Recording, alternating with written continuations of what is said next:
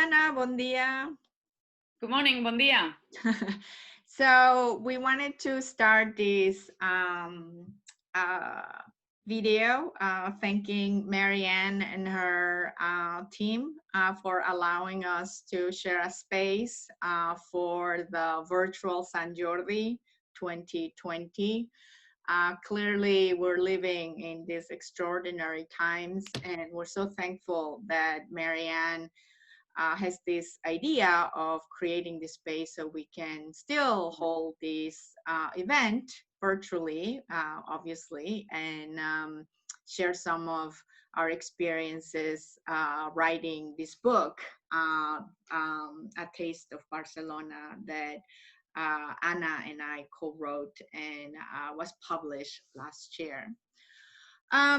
So we thought that perhaps one way we can think about our experiences today and thinking about the book, and one of the most important elements of our book was actually talking about the markets that are so famous in the city of Barcelona. And especially today when shopping for everyday staples and food has become challenging and we have to think about it and all of these new experiences that we're feeling. So I wanted to ask Anna, and we can talk a little bit about our experiences. Currently, I'm based in the UK and Anna is in Barcelona, right, Anna? So tell us a little bit about what you're doing to shop for food, and are you still going to the markets or Yeah, I'm really grateful that I can do that. Actually, the markets are playing a very important role right now in providing us fresh food. I usually go there once a week to do all my fresh food shopping, and then I actually go once a week shopping in general. So I do everything. I go to the market, and right close to that market is just other shops that I can shop other goods that I need, not fresh food. And actually today I went to the market, Rosie. So yes, that's great. I thought I would record some bits and pieces of the experience, and maybe I could share them with you so that that sounds great. So can you walk us like what you've done? Have you seen your favorite vendors and whatever the experience is of going to the market? Absolutely. Let's see. Before all this emergency, we used to go to the market every day. So it's like something that we really like to do. And here at my house we cook a lot. So I'm going to show you what my market looks like. It's called El Mercado de la Estrella, the Star Market, and it's like 2 minutes walking from my house. You can see it right here. Yes.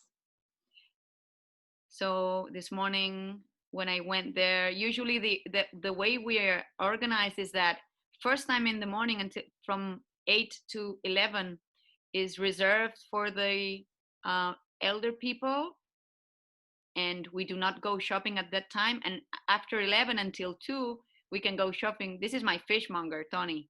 Oh, that's great. Right? Yeah. Yes. I'll show you some other, look, they deliver. Another thing that they do and they're organizing is that they deliver the goods to the people that are sick at home after they finish their shift at 2. So that's, and here is another stall. That's where you buy and then we have the fishmongers there again. Another fishmonger where I usually buy seafood. And that's why today I was asking him, what do we had? And he's showing me the seafood right here, you see? Those are great looking langoustines, those calamari. Yeah. Oh, yes. And shrimps, fresh. These people are doing an enormous effort to bring all the products that you're seeing here, because some of the fishermen cannot go and fish because they cannot maintain the security distance. So they are not fishing anymore. The lonjas, the fish markets are closed. So they are, doing a lot of effort every day to bring fish from that day and keep us stocked with fresh products. So that's here great. I bought for today for my lunch. You can see it right here. And I'll show you another video. This is a really nice one too. I want to show you the ham stall, which is amazing. Another thing they do, and you'll see it here, is that you can, this is, I don't know if, yeah, you can see it right here. You can see that Sonia, this is her stall. These are amazing hams. I call her because ham, you have to cut it. You spend a little bit of time on the line. So you have a little risk when when you're waiting, right? So what I do is I call her early in the morning, 8:30. She prepares what I need, and I just come and pick it up myself. So I don't have to queue in line or anything. Yeah, that's really interesting. Yes, good thinking too. Good planning. So you know, I think they are. Yeah, and I think they are adapting very well to these times. You can place your order. Just grab your phone and call them, or you can place your order online. Mm-hmm. And I think this is gonna stay, Rosie. To be honest, I think that it's changed a little bit the way that we are going shopping, and I think it's gonna stay. So it's true that the markets in Barcelona, we have 39 public markets, 18 of them completely renovated, maintaining the aesthetics and the building, the historical building where they were built in the beginning of the century, most of them. But of course, the consumers were getting older, right? So you could find youngs that were foodies that wanted to, to cook cool stuff and gourmet stuff, and you could really find a lot of older people in the market. So this is completely changed right now. All the markets are open, 39 markets. You could see how the stalls looked. They're completely packed of food. Yes. Right. So and if there's anything that they don't have that you want, you just order it. You just ask for it, and he's like, "Yeah, I'll get it for you," And they call you. So it's like when you're neighbors, And I think that's gonna stay. So I think this is one thing that this crisis has changed for good. Yeah. Yeah, that sounds really good. Yes, and also still build that sense of community. Going back to our book, in the chapter about the market, one of the things that became very clear in writing and sort of putting in the context of the city is how these markets in a way grew organically, place in a neighborhood, being part of sort of that social fabric of their surroundings, right? And if we think about the history of the markets, they played important roles in certain moments of the history of the city of Barcelona, and as well in the region of Catalonia, right? I was thinking when we were talking about these markets and thinking about making this video, one of the things that I learned writing the chapter that I was so moved about was the important role that women played in maintaining these markets, sort of creating these communities. And for me, one of the interesting aspects of this role that these women played was actually the preservation and the maintenance of speaking the language of Catalan, right? So this daily use of Catalan in selling and buying, in a way, maintain the role of this language as part of the everyday, while Castilian was being imposed or preferred, or even at some point politically imposed, right? I mean, by law and other sort of punishments, right? So that was, for me, very interesting. What about you? Do you remember something that was really interesting when we were writing the chapter?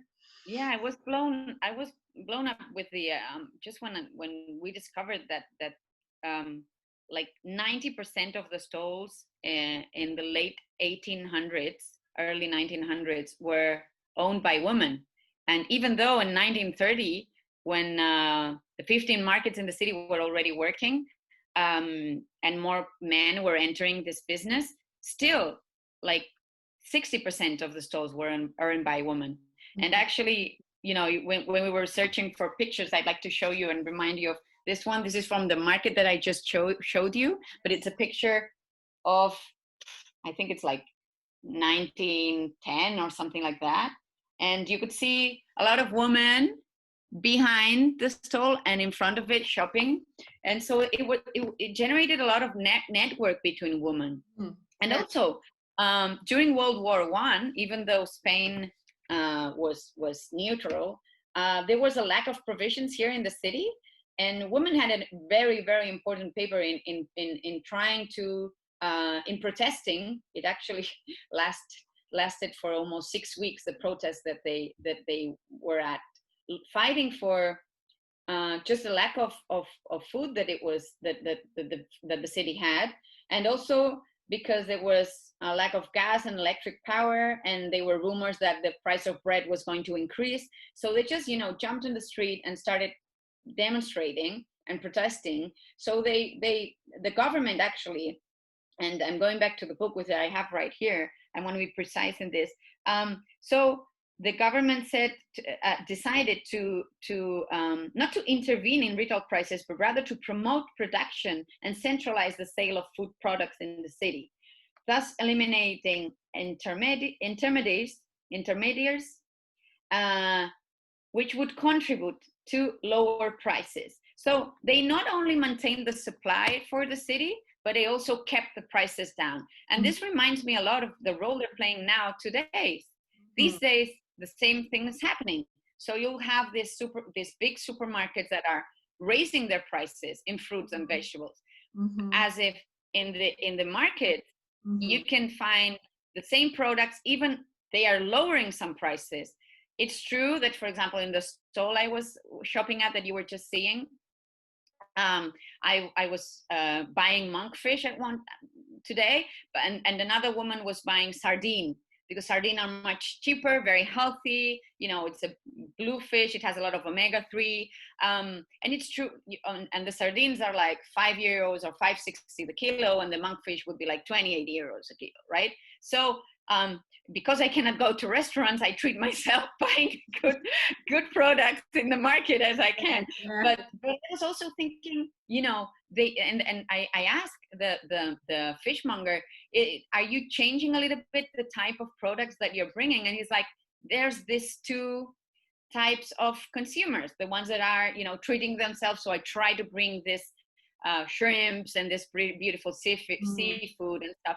And then also I am assuring that, for example, someone that lives alone will have a dish that will cost him like a couple of euros, right? Right. So it's not only accessibility, but also be able to afford, right? I mean, we have to think in a wider scale how this pandemic is affecting us very differently, right?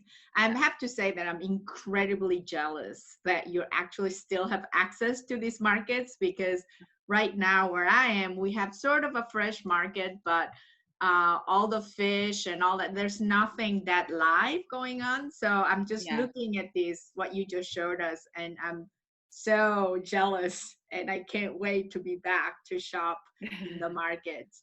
One of the other things that actually we talked in the chapter, and perhaps Barcelona is most known for, are the city's star chefs, and how the chefs themselves have developed this really personal connection and relationship to these markets.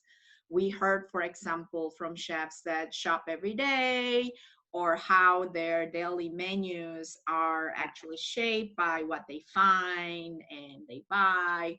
And they also partake in other traditions, right? So Anna, why don't you explain us about what they do when they go shopping in the morning? So they go shopping really early. You're right. It's very common to find Michelin star chefs in the market first thing in the morning. I'm talking about like 7 o'clock in the morning, 6 o'clock in the morning, when the market is still opening, right? Most of them open at 8, but like Boqueria or Mercat de Santa Caterina, they're getting ready at 7. So the chefs will go first thing in the morning, and they will sit in one of the bars. There's plenty of bars and little stalls, little restaurants in the market. And imagine how lucky they are. They can, shop around the market and have like the best product ever to serve you. And that's not very common. Most people don't know. But when you see a bar there, I really recommend that you stop and eat, because probably you'll have a chef sitting right beside you. And at that time in the morning, they're having a really hearty breakfast. We call it esmorzada forquilla, fork breakfast. We call it that way because it's like lunch, but it's 7 o'clock in the morning, right? So they're maybe having callos, which is our intestines, or maybe they're having, I don't know, some really legume. hearty, heavy, stewy dishes, Yeah. right? With lots of protein to have them Exactly. work during the day. Yeah. So maybe when they're getting ready, yes. when they're getting ready and they already said, I'm gonna take this or that, then they just stop, sit and eat, and then they start their day. So, and a lot of them are also offering maybe, I've seen some chefs that are taking also not only tourists, but just customers to the market and showing them around and showing them the store. That's true. We've done one of those tours, right? Yeah. Next time we should go really early and have one of those breakfasts. Yeah. And I know that you also love eating and cooking, and so do I. So what have you been cooking? Have you been thinking a little bit about our book? And because we do talk a lot about sort of basic Catalan recipes and stuff, what have you been cooking, Anna? I have to be honest, I've been more eating than cooking because and I'm afraid about of how I'm going to finish this quarantine. I'm incredibly I have the fortune of having my own private chef at home. As you know, Rosi, Alberto is a great cook, my favorite one, my husband, and he cooks a lot. So he's exploring all types of paellas. So we're really based into that at home. We have a little barbecue, so we usually do the paellas over the fire. So we're very much into that. And because of course, we cannot go out, we try to, stay outside the major time. Today it's a little bit sunny. It's been 5 days of, hard rain.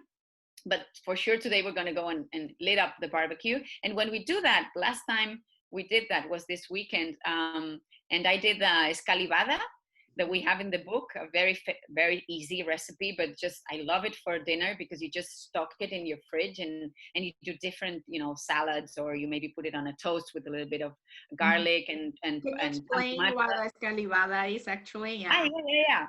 So escalivada are grilled vegetables, asados. How would we say roasted, grilled? Roasted. Yeah.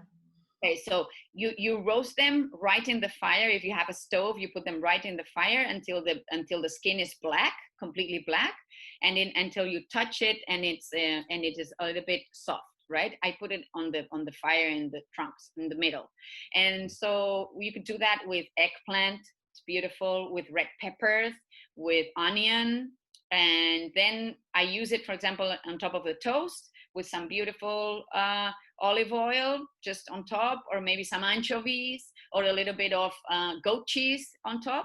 And it's simple, easy, and delicious. What about you, Rosie? What because you've been sending me some pictures lately, and I've seen your Instagram. Amazing dishes. But adding to your recipe, I remember that one of the ideas that you gave me was, if you have those vegetables already grilled, you can always put them on a puff pastry, right, on the oven, and you have like a homemade pizza without having to worry about the dough, right? Oh, you froze a little bit, but I think that you're gonna be back. So meanwhile, I'll keep on recording. So in my case, one of the things that I've been making was, one of the things that I thought about, was actually to make use of things that we have, and also cook with I've just lost Anna, so I'm gonna. All right, so we have Anna back. So just going back to this idea of using leftovers and sort of cooking with what you have in hand. So the other day, and I'm gonna share the screen right now and show you some pictures. Let's see if I can get this going. So you already have that. Yes. So the final. Yes. So actually, was making some soup with oxtail. I actually wanted to eat Korean food, so I made rice cake with oxtail broth. And then I had all this meat left over, and I thought, what am I going to do with it? And I thought, oh, the Catalans, use all this meat to make canelones, which are basically inspired by Italian cuisine, but instead of tomato sauce, they just use a bechamel. So I repurposed the meat and added some shiitake mushroom, which I had. Bought some pasta sheets. I didn't have the pre-cut canelones pasta sheets that you find in Barcelona or in Catalonia. And then I just put them in little wraps. It's really important to separate those, right? Because you have to cut in between so you don't pack them, right? So that's my bechamel sauce. And then obviously, clearly lots of shredded mozzarella on top, and you just bake it. And this is what we ate that day. Wow. So that was a little fun project for my confinement days. Yes. Wow. Amazing canelones. And it was did you put something in the bechamel that I just saw? Because yes, remember? Yes. In this case, I didn't have what some star chefs use, and you can tell us what they use. We share one of our favorite recipes. It's cooked by a Michelin star chef called Farleigh Dickinson, and we share that we're fanatic of his canelones, you and me. So did you put truffle in it? No truffle, unfortunately. I didn't even have truffle oil or salt, which I just procured. So next time I make it, I'll use it a little bit. But in this case, actually what I had was dry shiitake mushroom, all Asians have dry shiitake mushroom in the pantry. So I just rehydrated them and just used that. It wasn't bad, it's just sort of this transnational, cooking that we're doing because we have to, right? I mean, we cook with what we have, right? So that was my little adventure maybe a week or so ago when we started cooking more and trying to think about making use of leftovers and things that we get from cooking other things, and just trying to sort of think about maintaining, right, our kitchens and what we have in our fridge. Listening to what you're explaining, I'm thinking, do you think that's going to change our way of cooking too? Do you think this is here for good? It's going to stay? Perhaps, I don't know. I think people are a lot more aware, right, of where food comes from, what's our access to it, about sustainability. I think that this is going to give us, hopefully, right, an opportunity to rethink that relationship. I think that when farmers markets come back, hopefully, when we have access to fresh food, or these ideas about farms not being able to harvest produce because of people not being able to travel, or the role migrants play in getting food to our table.